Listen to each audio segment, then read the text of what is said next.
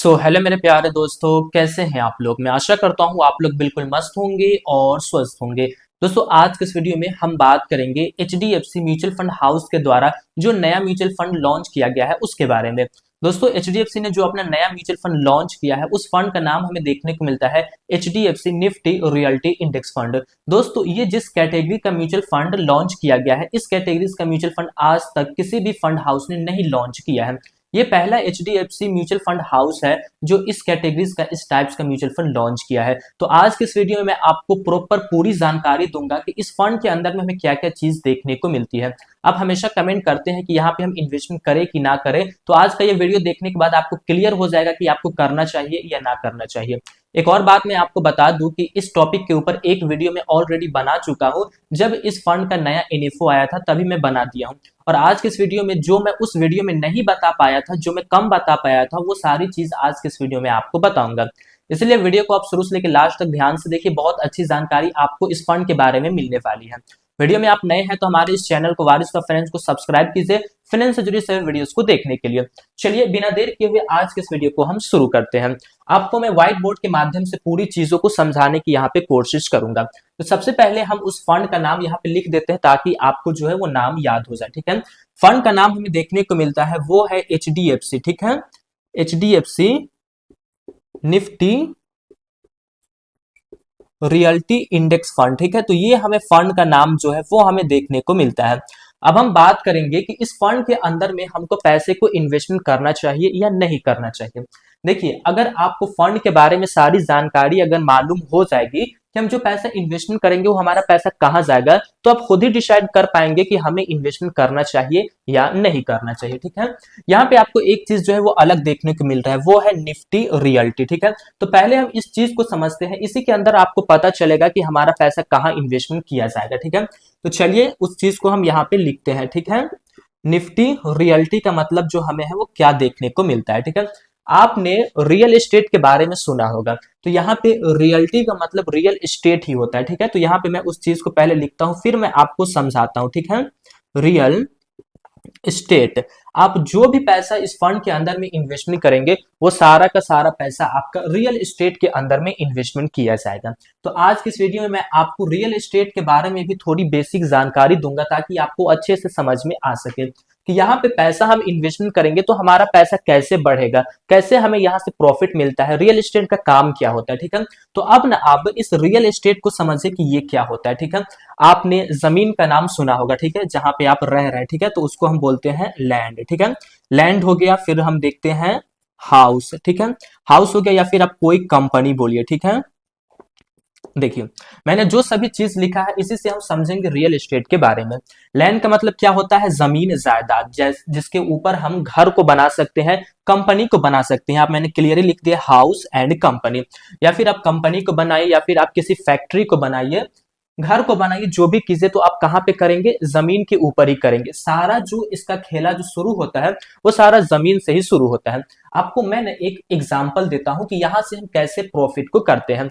मान लीजिए आप किसी घर को लेते हैं, ठीक है, आपके पास इतने पैसे नहीं है, आप किसी घर को किराए पर लेते हैं, तो आप उस घर के मालिक को हर महीने एक किराया देते हैं।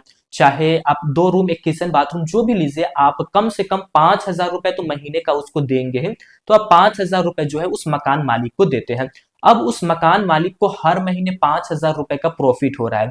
उसने एक बार अपने पैसे को इन्वेस्टमेंट किया है, उसने जमीन को लिया, जमीन के ऊपर घर को बनाया और घर को बनाने के बाद उसने रेंट पे दे दिया है। अब वो हर महीने वहां से 5,000 रुपए कमा रहा है। एक छोटी मैं घर की बात कर रहा हूं, वहां से वो 5,000 रुपए कमा रहा है। तो 5,000 रुपए कमाने के लिए उसको कितना पैसा इन्वेस्टमेंट करना पड़ा है, उसको पहले तो जमीन खरीदना पड़ा है, फिर घर बनाना पड़ा है। यानी कि समथिंग समथिंग आप मानिए कि उसको 5,000 रुपए हर महीने कमाने के लिए उसको 25 लाख रुपए जो है वो खर्च करने पड़े होंगे। जैसे मैं बिहार से बिलोंग करता हूं, तो यहाँ पे पटना जो है वो बहुत फेमस है। मान लीजिए पटना में आप रूम लेते हैं तो 5-7 हजार रुपए तो आपको देने ही पड़ेंगे। तो क्या हो रहा है, 5-7 हजार रुपए उस एसेट्स का जो मालिक है, जो मकान मालिक है, उसको वो 5,000 रुपए जा रहा है, हर महीने जा रहा है। तो अगर आप चाहते हैं रियल एस्टेट का बिजनेस, इसी चीज को हम कहते हैं कि आपने जमीन खरीदा, घर बनाया, या फिर आपने कोई दुकान बना दिया, उसको आपने रेंट पर दे दिया। अब उससे क्या हो रहा है, आपको पैसे आ रहे हैं। अब म्यूचुअल फंड की खासियत ये है कि यहाँ पे आप इन्वेस्टमेंट करेंगे तो आपका पैसा वहीं पे जाएगा, अभी हम बारीकी से समझेंगे, वहीं पे जाएगा। लेकिन अगर आप चाहेंगे कि हम जमीन खरीद करके घर बना करके रेंट पे दे, तो उसके लिए आपके पास काफी सारा पैसा होना चाहिए। जैसे कि अभी हमने एग्जांपल लिया 25 लाख रुपए होना चाहिए, तो इतना आपके पास नहीं है, तो आप कैसे रियल एस्टेट से पैसे को कमा सकते हैं? देखिए, उसका तरीका है म्यूचुअल फंड। ये जो रियल एस्टेट का जो फंड है, इसमें आप इन्वेस्टमेंट जितना पैसा करेंगे, इसका मिनिमम इन्वेस्टमेंट अमाउंट एसआईपी और लमसम के लिए दोनों ही 100 रुपए है। तो आप 100 रुपए इन्वेस्टमेंट करेंगे तो उस 100 रुपए को आपको हर महीने किराया मिलेगा। मतलब आप समझ रहे हैं, यानी कि जो मकान मालिक है वो लोगों से पैसा को कलेक्ट कर रहा है, ठीक है, वो लोगों से पैसा को कलेक्ट करके वो घर को बना दिया, वो जमीन को खरीदा, अब उसको जो किराया मिल रहा है वो सभी जिन जिन लोगों से पैसा ले करके वो घर को बनाए हैं उन सभी लोगों को वो देगा, ठीक है। एक चीज तो ये हो गया। तो इससे क्या होगा कि जो लोग 100 रुपए भी उस फंड के अंदर में इन्वेस्टमेंट किए हैं, उस घर के अंदर में इन्वेस्टमेंट किए हैं, उसको भी प्रॉफिट होगा। तो ये होता है दोस्तों रियल एस्टेट का बिजनेस। अब देखिए, आपको ये चीज पता है कि ये प्रॉफिट हमें यहां से मिलेगा कि नहीं मिलेगा, तो आप एक एग्जांपल से समझिए। ये जो आप लैंड देख रहे हैं, ये आप जमीन देख रहे हैं, तो इसकी कीमत हर दिन घट रही है कि बढ़ रही है? आप कहेंगे कि बढ़ रही है। जब जमीन की कीमत बढ़ रही है तो घर जो उसके ऊपर जो बना हुआ होगा, क्या उसकी कीमत घट रही है कि बढ़ रही है? उसकी कीमत भी बढ़ रही है। तो यहाँ पे क्या है, एक तो हमारा एसेट्स का कीमत भी बढ़ रहा है। हमने 5 लाख में कोई जमीन लिया है, तो अगले साल होगा उसका कीमत कितना हो जाएगा? 6 लाख रुपए हो जाएगा। फिर अगले साल क्या होगा? 7 लाख हो जाएगा। तो एक तो हमारे एसेट्स की कीमत भी बढ़ रही है, जब भी हम चाहे उसको सेल कर सकते हैं, हमको मिल जाएगा। और एक सेकेंडरी जो हमें इनकम का सोर्स है वो है कि उस चीज को हम रेंट पर दे करके पैसे कमा सकते हैं। तो रियल एस्टेट में हम दो तरीके से पैसे को कमाते हैं, ठीक है। तो अब आपके सामने रियल एस्टेट क्या है ये भी चीज क्लियर हो गया होगा, कैसे हम पैसा कमाते हैं ये भी क्लियर हो गया होगा। अब हम डायरेक्ट आ जाते हैं अपने फंड के ऊपर। अब देखिए, म्यूचुअल फंड की खासियत ये है कि ये आपके पैसे को किसी एक जगह पे इन्वेस्टमेंट नहीं करता है, ये आपके पैसे को अलग अलग जगहों पे डाइवर्सिफाई करता है। तो आप समझिए कि ये हमारे पैसे को और रियल एस्टेट के अलावा और किन जगहों पे इन्वेस्टमेंट करेगा, ठीक है। तो उसको हम सिंपली यहाँ पे देखेंगे होल्डिंग्स के अंदर में, ठीक है। होल्डिंग्स के अंदर में हम देखेंगे हमारे पैसे को कहाँ इन्वेस्टमेंट किया जाएगा। यहाँ पे क्या है, निफ्टी रियल्टी। अब निफ्टी आ गया है, तो निफ्टी क्या करता है कि टॉप कंपनी को चुनता है। तो रियल एस्टेट के अंदर में जो टॉप कंपनी होगा उसी कंपनी के अंदर में ये आपके पैसे को इन्वेस्टमेंट करेगा। तो निफ्टी रियल्टी के अंदर में 10 टॉप कंपनी आती है, ठीक है। तो मैं यहाँ पे लिख देता हूं टॉप 10, ठीक है, 10 top real estate company, real estate company, ठीक है। आप जो भी पैसा इन्वेस्टमेंट करेंगे वो आपका पैसा कहां जाएगा? टॉप 10 रियल एस्टेट कंपनी के अंदर में आपके पैसे को जो है वो भेजा जाएगा, जो घरों को बना करके सेल करती है, जमीन को बना करके उस पर फैक्ट्री बनाती है, दुकान जो रेंट पर देती है, वैसी वैसी कंपनी के पास जाएगा। जो बिल्डर कंपनी है उन सभी के पास जाएगा। यहाँ पे जो आपका पैसा इन्वेस्टमेंट किया जाएगा वो कम से कम 95% इन्वेस्टमेंट किया जाएगा, और संभावना है कि आपके पैसे को 100% इस 10 कंपनी के अंदर में ही इन्वेस्टमेंट किया जाए, ठीक है। तो एक तो हमारी ये होल्डिंग है कि 95% पैसा जो है वो हमारे इंडिया के टॉप 10 रियल एस्टेट कंपनी के अंदर में जाएगा, ठीक है। अब दूसरा एसेट हमें क्या देखने को मिलता है, हमारे पैसे को कहाँ इन्वेस्टमेंट किया जाएगा, ठीक है।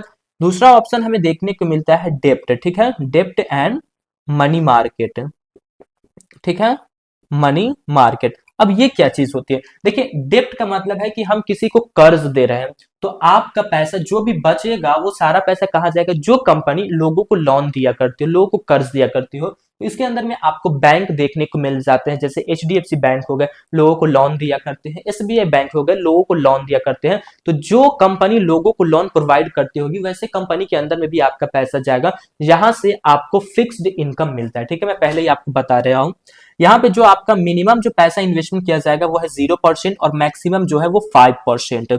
आपके पैसे को 0% से लेकर के 5% तक की संभावना है कि डेट म्यूचुअल फंड के अंदर में इन्वेस्टमेंट किया जाएगा। तो दोस्तों, HDFC Nifty realty index fund के बारे में मैंने आपको पूरी जानकारी दे दी है। देखिए, यहाँ पे रिटर्न्स आपको कैसा मिलेगा, तो रिटर्न्स आपको जो हमारे देश की जो 10 बड़ी बड़ी कंपनी है जो रियल एस्टेट के अंदर में काम करती है, वो जितना रिटर्न्स उन सभी को मिलेगा उतना रिटर्न्स हमें भी यहाँ पे मिलेगा। 10 कंपनी के अंदर में हमारा पैसा जा रहा है, तो जितना प्रॉफिट वो 10 कंपनियां करेंगी उतना प्रॉफिट हमें भी देखने को मिलेगा। और यहाँ पे रिस्क हमको कैसा देखने को मिलता है, ये बहुत इंपॉर्टेंट क्वेश्चन है। देखिए ये एक सेक्टरल फंड हो गया, क्योंकि ये एक पर्सनल सेक्टर के अंदर में इन्वेस्टमेंट कर रहा है, रियल एस्टेट सेक्टर के अंदर में इन्वेस्टमेंट कर रहा है। तो अगर रियल एस्टेट बढ़ेगा तो हमें प्रॉफिट मिलेगा, अगर रियल एस्टेट डूबता है, अगर उसमें लॉस होता है तो हमें भी लॉस मिलेगा। तो यहाँ पे आपको बहुत ही ज्यादा रिस्क देखने को मिलता है, वेरी हाई रिस्क है। और एक चीज और मैं आपको बता दूं कि इस फंड को मैनेज करने के लिए जो आपसे एक्सपेंस रेशियो लिया जाएगा, ठीक है, एक्सपेंस रेशियो लिया जाएगा वो बहुत ही कम है, वो है 0.25% आपसे एक्सपेंस रेशियो लिया जाएगा, और एग्जिट लोड कोई सा यहाँ पे नहीं है। तो दोस्तों मैं आशा करता हूं कि आपको ये जानकारी काफी पसंद आई होगी। दोस्तों जानकारी पसंद आई है तो आप हमारे इस वीडियो को लाइक कीजिए और हमारे इस चैनल को वारिस का फ्रेंड्स को सब्सक्राइब कीजिए फ्रेंड्स से जुड़ी सभी वीडियोस को देखने के लिए। फिर मिलेंगे दोस्तों एक नए वीडियो में, तब तक के लिए जय हिंद जय भारत, अल्लाह पाक आपको सलामत रखे और आप हमारी वीडियोस को इसी तरीके से देखते रहें।